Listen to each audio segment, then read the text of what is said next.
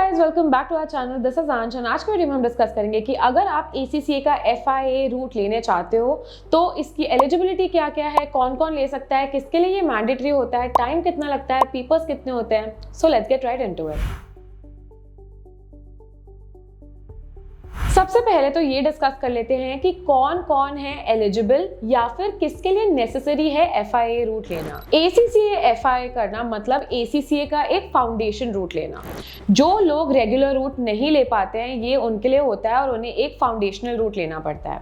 अब कौन कौन ले सकता है या किसके लिए मैंडेटरी होता है? फर्स्ट ऑफ ऑल, अगर आपको ACCA करना है 12th स्टैंडर्ड के बाद आप ACCA चालू कर सकते हो, लेकिन 12th में आपके कोई सर्टेन मार्क्स आने चाहिए, which means 65% in accounts and maths and बाकी जितने भी सब्जेक्ट होते हैं उसमें 50% के ऊपर आपके मार्क्स आने चाहिए, तब आप ACCA के लिए एलिजिबल हो जाते हो। ये तो रेगुलर रूट के लिए होता है कि इतने मार्क्स आपके आते हैं तब आप 12th के बाद ACCA रेगुलर रूट में परस्यू करना चालू कर सकते हो।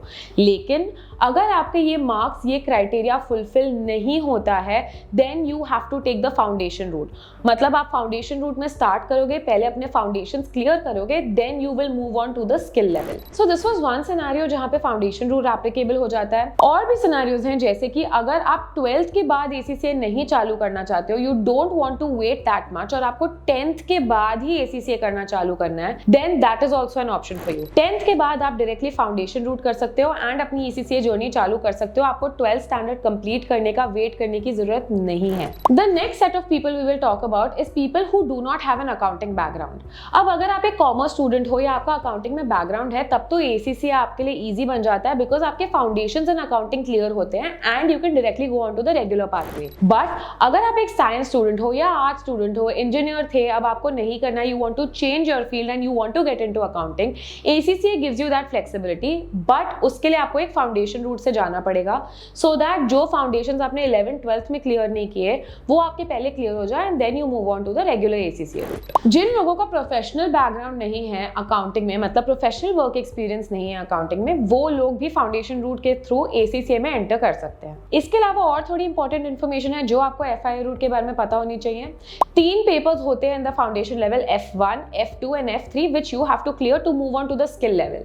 नाउ स्किल लेवल क्यों बोल रही हूँ मैं? बिकॉज अगर आप फाउंडेशन रूट से जाते हो तो आपका नॉलेज लेवल के जो 3 पेपर्स होते हैं FA, MA और PT, वो स्किप हो जाते हैं एंड आप डायरेक्टली स्किल लेवल पे चले जाते हो। अगर हम फीस की बात करें तो जितनी नॉलेज लेवल की फीस होती है वही सेम फीस आपको फाउंडेशन लेवल के लिए पे करनी पड़ेगी।